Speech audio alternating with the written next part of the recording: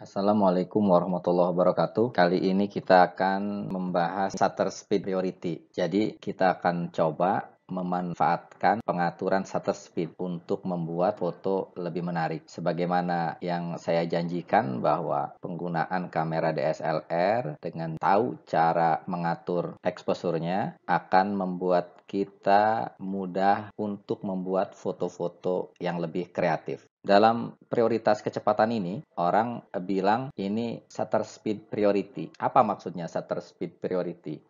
Artinya, pada saat melakukan exposure, yang kita utamakan itu adalah kecepatan. Meskipun kita mengutamakan kecepatan, tetapi kita tetap berpedoman pada exposure level. Masih ingat exposure level atau yang disebut dengan light meter? Jadi, exposure level dijadikan sebagai pedoman. Kemudian kita memprioritaskan kecepatan, berapa kecepatan yang kita inginkan, lalu diafragma dan ISO-nya yang disesuaikan agar exposure levelnya pada posisi yang tepat. Speed priority ini sebenarnya adalah ikhtiar memanfaatkan subjek yang bergerak. Jadi kita mungkin akan menemukan subjek foto yang bergerak. Nah, bagaimana agar subjek yang kita foto itu berkesan bergerak? Memang ada subjek yang bergerak, kemudian ketika difoto menjadi terlihat tidak bergerak. Ya banyak tentu saja. Nah, dengan memanfaatkan speed priority ini, kita membuat subjek yang bergerak berkesan bergerak dan tampak dinamis. Caranya seperti apa? Caranya tentu saja dengan mengatur shutter speed. Mengatur seperti apa? Ya sesuai kebutuhan. Ada yang disebutnya high speed, ada yang disebut slow speed, ada yang disebut juga long exposure. Setiap perubahan pada pengaturan kecepatan itu akan memberi efek yang berbeda. Efek pada apa? Efeknya pada hasil gambar yang kita buat. Kita lihat di layar ada efek prioritas kecepatan. Ada yang disebut high speed. High speed itu apa? Biasanya yang menggunakan kecepatan tinggi.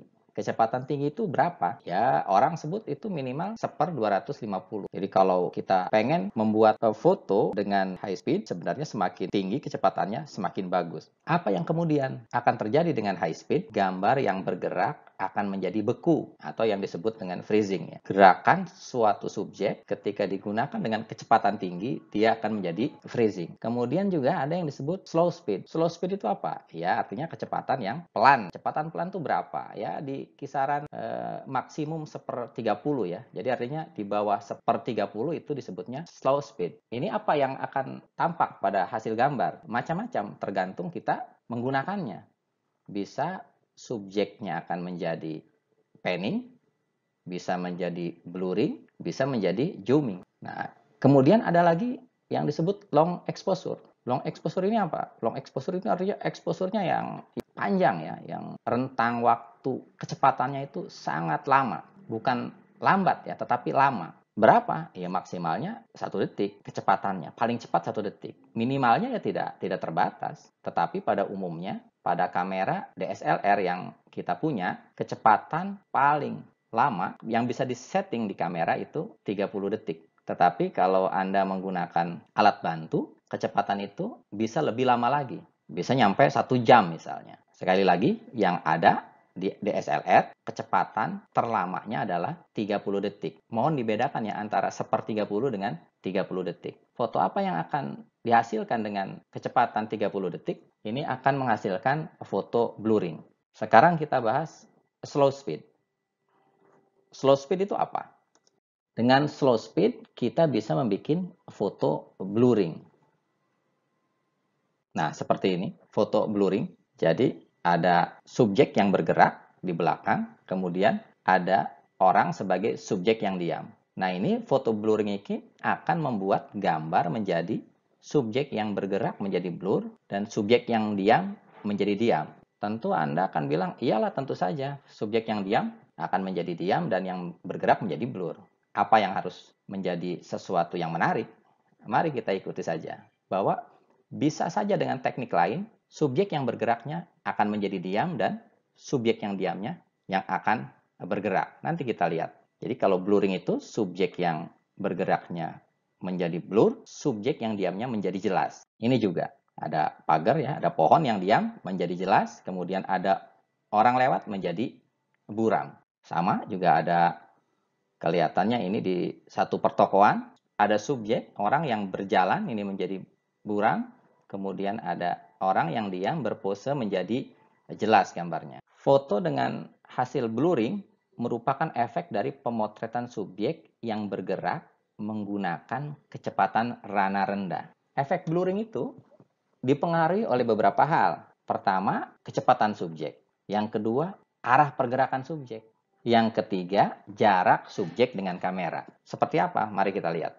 Kecepatan subjek, maksudnya kalau Anda sering lihat balapan mobil Formula 1, cepat sekali melajunya. Jadi kalau memotret balapan mobil Formula 1, mobil Formula 1 yang sedang balapan itu akan blur dengan kecepatan 1/500. Sudah blur. Tetapi kalau Anda memotret pejalan kaki, di foto dengan 1/500, dia akan menjadi freezing, akan menjadi berhenti. Pejalan kaki akan menjadi blur pada kecepatan rana 1/15 detik. Jadi tergantung, kalau mobil Formula 1 1/500 detik dia bisa menjadi blur. Tetapi kalau pejalan kaki biasanya 1/15 detik baru dia bisa blur. Kalau pejalan kaki 1/15 detik baru dia bisa menjadi blur. Selain kecepatan subjek, apalagi? Yang kedua yang mempengaruhi foto bisa menjadi blur adalah arah pergerakan subjek. Subjek yang bergerak melintas dari samping blur lebih cepat. Apa maksudnya? Nanti kita lihat ya. Yang kedua, subjek yang bergerak menjauh dan mendekati kamera secara frontal lebih sedikit efek blurnya. Jadi maksudnya begini, subjek yang bergerak melintas dari samping akan tampak lebih blur. Misalnya, kalau Anda memotret kendaraan yang lewat di depan kampus Untirta. Anda mengambil posisi di halte bis ya, di halte bis Untirta. Kemudian ada mobil bergerak dari arah terminal Pakupatan ke Ciceri. Anda motret mobil yang bergerak dari halte bis. Itu namanya subjek bergerak melintas dari samping kanan ke kiri ya. Ataupun Anda memotret kendaraan yang bergerak dari arah sebaliknya. Itu artinya dari samping. Tetapi ada subjek yang bergerak menjauh dan mendekat. Itu seperti apa? Seandainya Anda menyeberang, berpindah posisi di tempat trotoar atau pembatas jalan yang di tengah. Anda arahkan kameranya ke arah Pakupatan, ke arah terminal Pakupatan atau ke arah Ciceri. Maka subjek akan bergerak mendekat dan menjauh. Bisa dipahami ya. Jadi berbeda kalau Anda motret dari pinggir jalan di halte bis, itu subjeknya artinya melintas dari samping. Tapi kalau Anda berdiri di trotoar pembatas jalan, itu artinya Anda mengarahkan kamera ke arah terminal Pakupatan atau Ciceri, itu artinya subjeknya menjadi mendekati atau menjauh. Nah, efek yang paling kentara itu kalau memotret ketika subjek melintas dari samping. Selanjutnya apa? Ya, setelah yang kedua arah pergerakan subjek, apalagi yang bisa mempengaruhi foto menjadi blur? Yang ketiga yang mempengaruhi foto akan menjadi lebih blur adalah jarak subjek dengan kamera. Subjek yang bergerak di dekat kamera akan lebih cepat mendapat efek blur. Subjek yang jauh jaraknya dari kamera akan lama mendapat efek blurnya. Sekali lagi, subjek yang bergerak di dekat kamera akan lebih cepat mendapat efek blurnya. Kebalikannya, subjek yang bergerak yang jauh dari kamera akan lebih lama mendapat efek blurnya. Contohnya seperti apa? Anda memotret satu benda yang bergerak berjarak 2 meter. Itu blurnya akan jauh lebih terasa.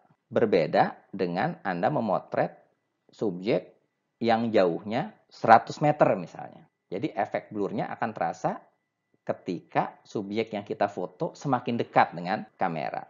Ini contoh bagaimana satu subjek diam, sementara di belakangnya ada subjek yang bergerak. Ini foto blurring. Ini juga foto blurring. Subjek yang bergeraknya adalah orang ya. Subjek yang diamnya apa? Ya jembatan. Ada besi, ada ada atap ya, ada pagar, ada lantai, itu subjek yang diamnya. Nah, ini juga foto yang menarik. Subjek yang diamnya apa? Ya pasar, ada baju, ada merek toko. Subjek yang bergeraknya apa? Ya orang. Mudah sekali membuat foto blurring. Yang penting Anda memposisikan kamera di mana ada subjek bergerak dan ada subjek yang diam. Nah, ini yang disebut long exposure. Kalau yang tadi, yang orang berjalan, itu cukup 1/30, 1/15, orang akan menjadi kelihatan blur. Tapi kalau untuk mendapatkan efek lintasan cahaya seperti ini butuh waktu yang lebih lama. Mungkin kita butuh waktu sekitar 15 detik. Nah, yang harus Anda lakukan, bagaimana agar membuat foto blur, kameranya harus diam. Kameranya harus diam itu artinya nggak boleh ada guncangan. Pada kecepatan 1/30 atau lebih lambat lagi, disarankan untuk menggunakan tripod. Meskipun Anda bilang, wah saya tangannya udah cukup kuat. Ya bisa saja tangan Anda cukup kuat. Tetapi selama Anda masih bernafas, ada kemungkinan kameranya akan tetap guncang. Jadi sudahlah gunakan tripod. Tidak usah buang-buang umur ya. Anda tahan napas lah, tahan tangan lah, itu lebih repot. Lebih praktis, pakai tripod, dikunci, insya Allah foto blurringnya akan jadi. Ini juga foto lintasan lampu mobil ya. Ini menarik, ada warna merah, ada warna putih ya. Nah, untuk mendapat foto lintasan cahaya seperti ini, posisi Anda berarti dari high angle. Kalau Anda motret dari bawah, sejajar dengan lampu mobil, foto Anda pasti akan menjadi putih karena kameranya tersorot cahaya lampu mobil. Tapi dengan posisi high angle, lintasan cahaya itu akan menjadi lebih menarik. Nah, ini juga framing ya, dengan komposisi framing ada apa namanya ini semacam dari pagar ya. Jadi ada lintas, ini boleh juga. Ini juga masih termasuk dalam foto blurring. Apa namanya jeruji besinya ini diam, di belakangnya blur. Ini juga foto blurring dari efek long exposure. Ada begitu banyak lintasan cahaya, tetapi ada yang diam ya. Di sini ada pohon, kemudian ada apa namanya rumput ya, ada gedung-gedung. Ini juga long exposure. Tapi ini bukan lintasan cahaya, tetapi air di laut ya, di pantai, kelihatannya motretnya di pantai, di sana di jarak yang jauh ada sejumlah kapal sedang berlabuh atau bersandar ya, lepas jangkar istilahnya ya. Ini juga membutuhkan long exposure sehingga air lautnya terlihat menjadi seperti asap ya. Ini efek dari shutter speed yang dibuka cukup lama.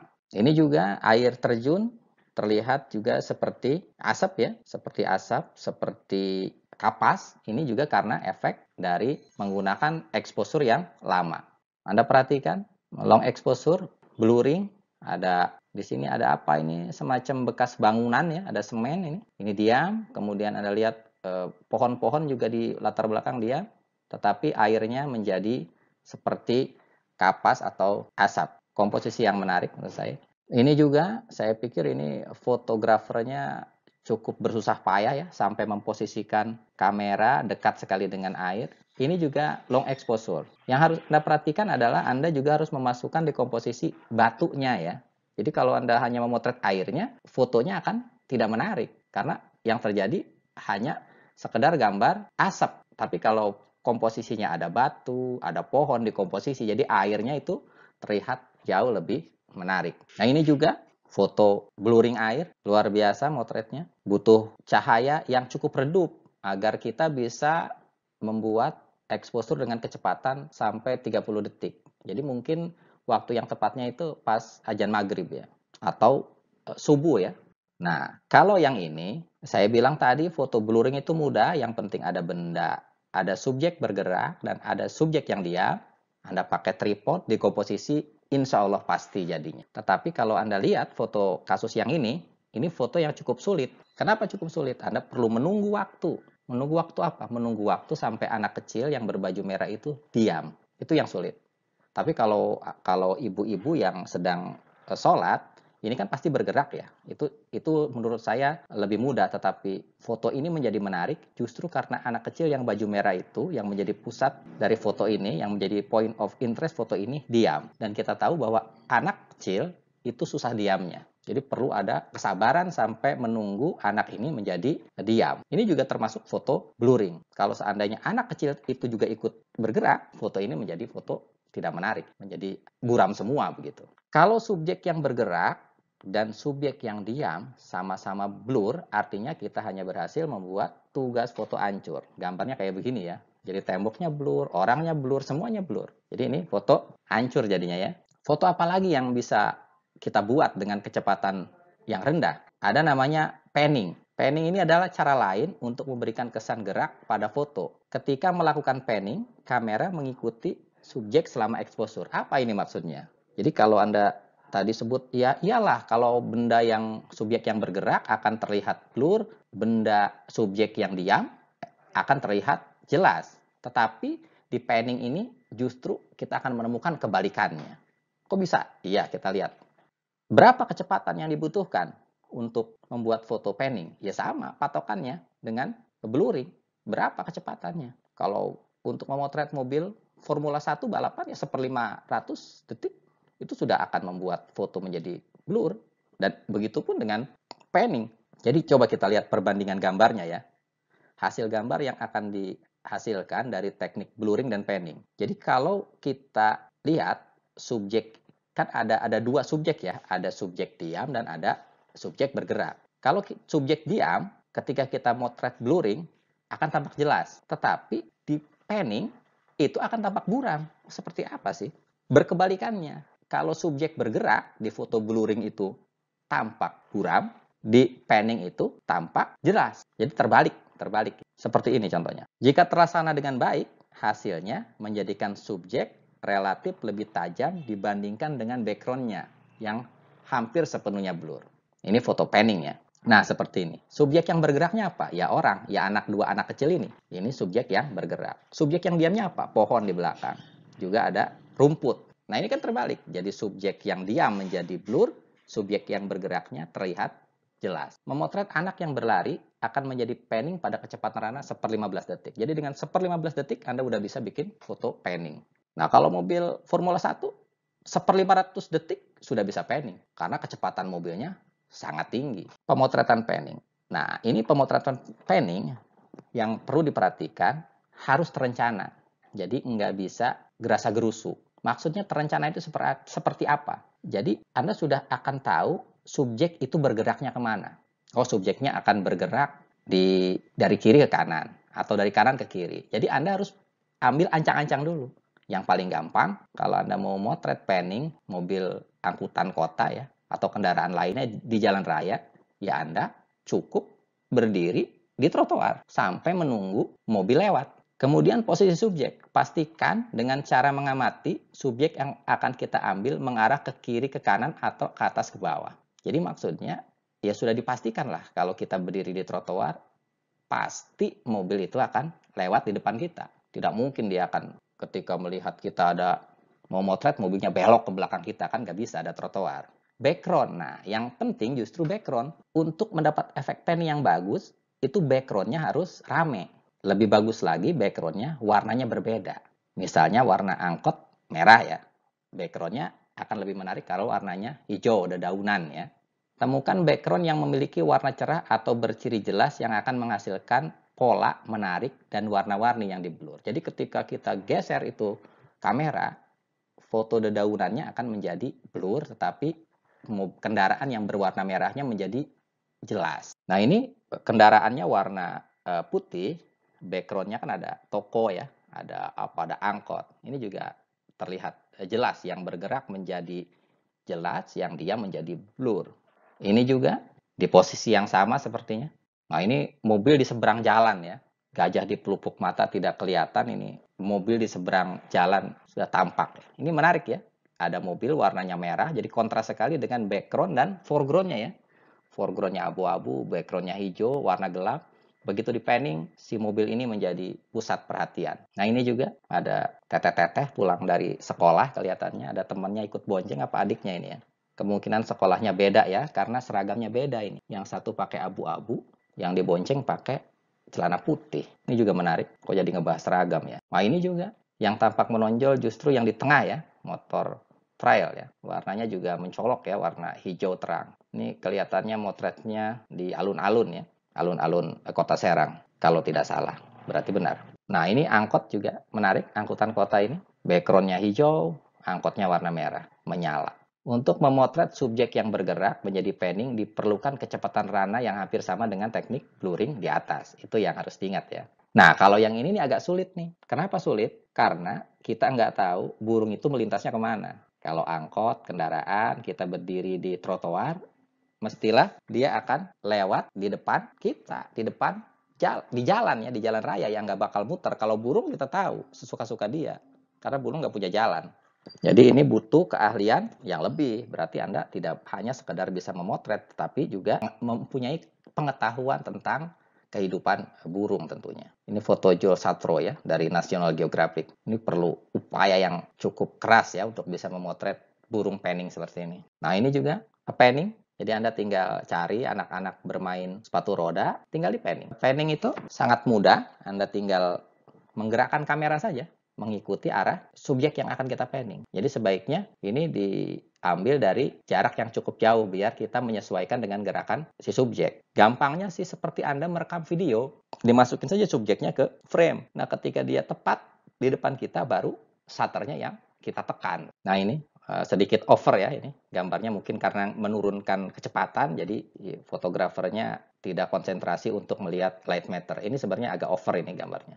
Tapi masih cukup terlihat ya. Ini ada tangan, kakinya juga blur, backgroundnya blur, tapi orang yang bergeraknya justru terlihat jelas. Wah, ini lagi balapan ini.